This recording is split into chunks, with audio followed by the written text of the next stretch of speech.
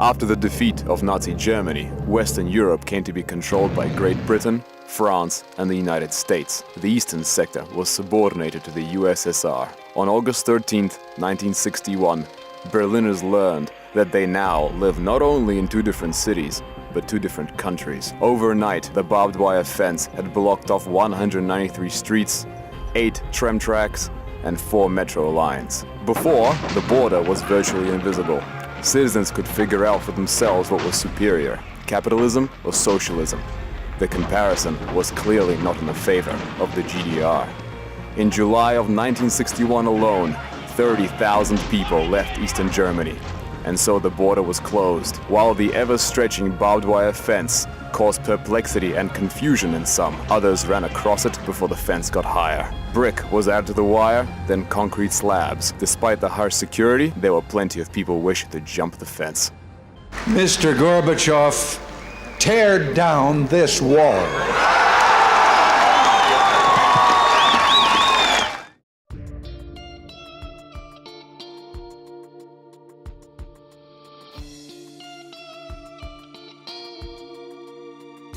Germany's reunification could not be possible without the USSR.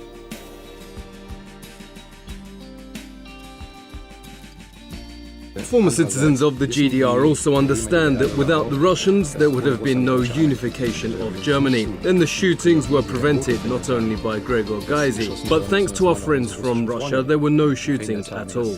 Yes, of course, this would have been impossible without them. East Germany, which was part of the Soviet bloc, also known as the Warsaw Pact, was about to reunite with West Germany, which was a NATO member state. The Soviet Union agreed to the reunification, but on one key condition: the alliance should have by no means further expanded to the east, thus staying within the borders of 1986. Das NATO-Verteidigungsgebiet auszudehnen nach Osten. Das gilt übrigens nicht nur in Bezug auf die DDR, die wir da nicht einverleiben wollen, sondern das gilt ganz generell. The West agreed to it and thanked the Russians for their trust. Yet it was just words. Since then, 12 countries joined the military bloc over 30 years. Now Georgia and Ukraine are on a path for membership too. Разве после Берлинской стены нам не говорили, что не будет расширения НАТО? Didn't they tell us after the Berlin Wall that there would be no eastward expansion of NATO? It went ahead anyway, and immediately. 2 waves of expansion. Is that not a wall? Yes, they didn't dig in, but this is a virtual wall. It began to be created.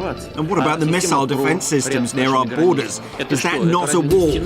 Understand that no one has stopped. This is the issue in today's international relations. Our partners have not stopped. They decided that they have won, that now they are an empire and all others are their vassals and need to be pressured. And the fact that the Soviet army left the GDR without any incident is a huge achievement. The people, those who are proud of their victories in both world wars, simply let go. This is important to note, so that I can understand this attachment. If I had lived in the GDR, I would also say today, assuming that the sanctions policy will allow us to resolve something, we are not doing a favor either to ourselves or to Russians. We must talk with each other, achieve mutual understanding, and then we can solve our problems. In addition, Russians, and this is a fact, lost the most people in World War II, 27 million. We must not forget about it. It is a terrible tragedy. In addition, it's simply stupid to not understand that peace and security in Europe are impossible without Russia or in confrontation with Russia. In relations with Russia, our interests differ from those of the United States. It's time to understand that.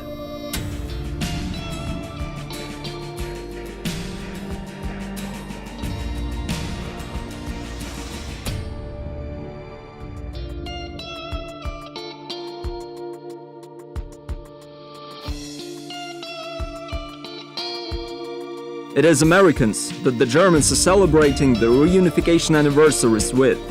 The US played a minor role in the fall of the Berlin Wall. The world, however, is repeatedly reminded of a famous remark former President Ronald Reagan made, addressing the last Soviet leader, Mikhail Gorbachev. "Mr. Gorbachev, tear down that wall," he said while visiting West Berlin on June 12, 1987. Today, the German Chancellor Angela Merkel supports anti-Russian sanctions. In her speeches, she prefers to leave out the Soviet Union's contribution to Germany's reunification.